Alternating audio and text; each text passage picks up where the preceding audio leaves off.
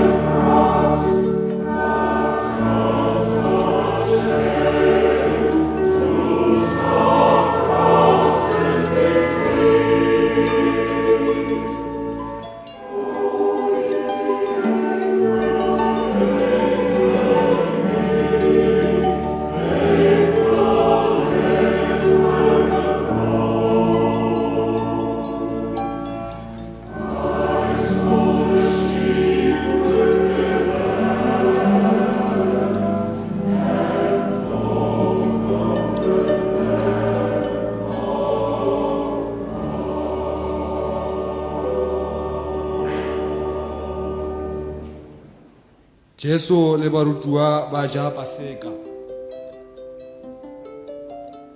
Ka letsatsi la pele la mokete wa bohobe bo sa lomoswang, ha ho hlajwa dikonyana tsa Paseka, barutuwa ba Jesu ba re ho yena, o rata ha re ya ho lokisetsa ho jela Paseka kae? Ya ba o roma barutuwa ba babedi a re ho bona e ya motseng me letla kgahlana le monna ya jereng kgo ya metsi mo lateleng mo a kenang teng le re ho mongwantlo moruti o re ka more eo nka jelang paseka ho yona mmoho le barutwana ba ka e kae. O tla le bontsha ka more e ka hodimo e lokisitsweng e kgolo e nang le thepa, le re lokisetse hona teng. Barutwa ba tloha ba ya motseng, ba fumana ho le jwalo ka ha ba ba boleletse, mme ba lokisetsa paseka. Maintsibuwa Jesu a tla le ba 12 ha ba ntse ba dutse ba e ja. Jesu a re, ka nnete ke a ela hore e mong wa lona ya jang le nna o tla nkeka. Ba qala ho shwaba, mme ba re ho yena ka bomong, na ke nna? A re ho bona ke mong wa ba 12 ya kenyang letsoho le nna ka sejaneng. Hore motho wa motho o kile jwalo ka ha ho ngotswe ka yena, empa ho madimabe motho eo Mora wa motho a tla ekwa ke yena. Ho kabe ho bile molemo ho yena hoja e seke a tsala. Silalelo sa morena. Yare ha ba ntse ba eja, Jesu anka bohobe mme hoba a boke a bongwatha a ba neya bona, a re nkang hona ke mmele wa ka. Anka senwelo a leboha a ba neya sona, mme botlhe ba nwela ho sona. A re ho bona, hona ke madi a ka a ka selekane, a tla tshollela ba bangata. Ka nnete ke a le bolella, ha nka ka ba ka hlola ke nwa se tswang tholwaneng ya morara ho fihlela tsatsing leo ke tla senwa setjha musong wa Modimo. Let's pray. Raitso wa kwa mogodimong, bitso la hao ha le kgatswe lefatsheng la ka keno. Puso ya hao ha e dirahale mo lefatsheng jaaka le ko legodimong. O re fe gompieno bogobe ba rona ba matsatsi, mo itshwarele melato ya rona. Modimo wa Israele, Modimo wa kgotso, tsholela moya hao pelong tsa batho. Ka bitso la Jesu Kriste, la morwa la rara la moya wa boitshepo. Amen.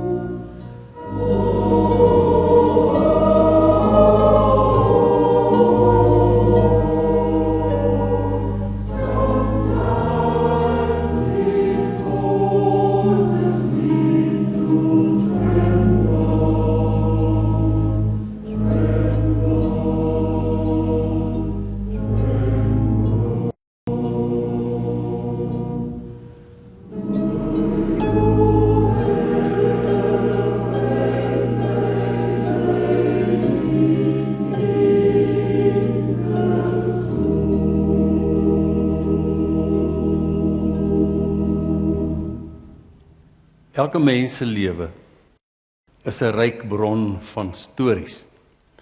Die grootste storie van alle tye is die verhaal van Jesus Christus, die Seun van God, onskuldig in ons plek veroordeel. Hy is gegee sodat ons vry kan wees. Die skrywer Markus het, stel jou voor, op 'n hoë ouderdom, met hierdie voltooide manuskrip van hom gesit en sy gedagtes laat gaan.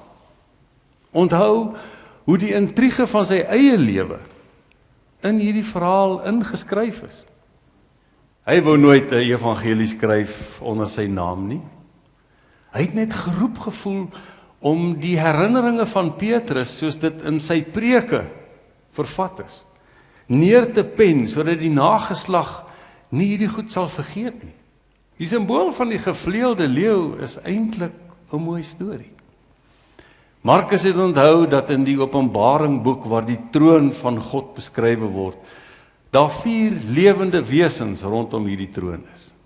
Die eerste een was die van 'n leeu. Want Markus se evangelie begin soos die brul van 'n leeu. En hierdie woorde het vlerke gekry reg oor die wêreld. Maar dis nie net 'n intrige nie, dis nie net 'n verhaal nie.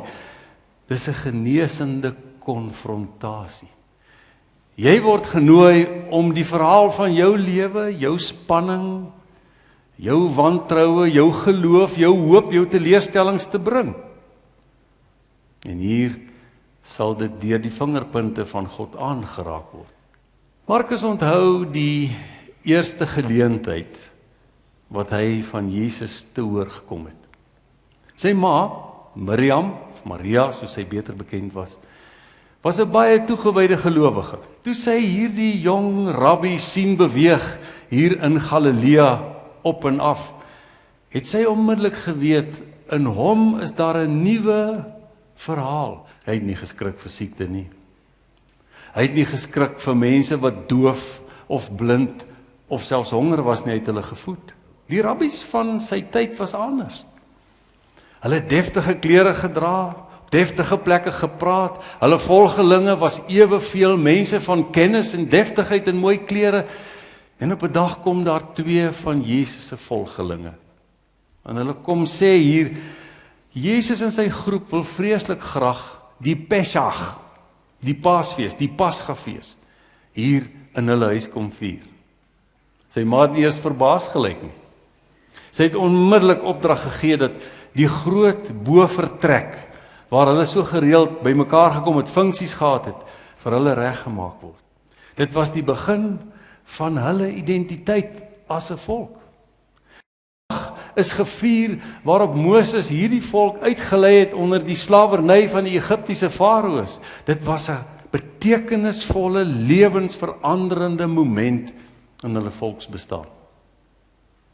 Markus was ewe opgewonde.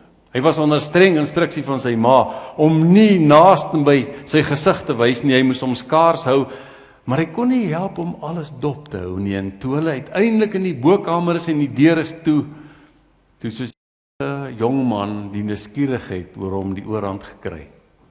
Hy het nader gesluip, sy oor teen die deur gaan druk. Dit het maar geklink soos enige vrolike ete. Sterk manstemme wat bulderend lag. En dan word dit stiller.